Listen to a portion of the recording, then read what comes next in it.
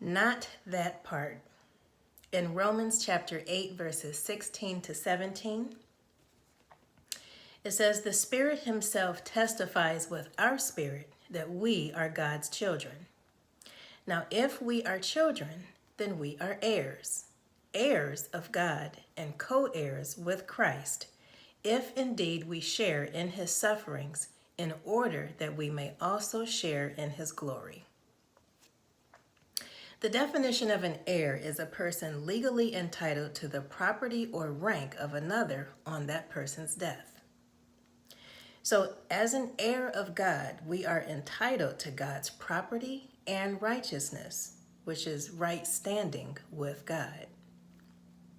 We are also co-heirs with Christ, but here's the catch. In verse 17 it says, "If indeed we share in his sufferings, in order that we may also share in his glory." How many of us would say, not that part?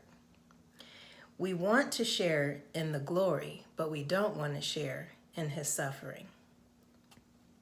None of us want to suffer or go through trying times, times that test our patience, times that test our faith, and times that test our endurance of just going through difficult seasons.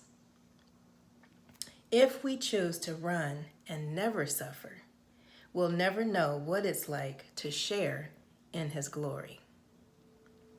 The good thing about when we suffer is that we will never suffer alone. My encouraging scripture is going to be in Deuteronomy chapter 31, verse 8.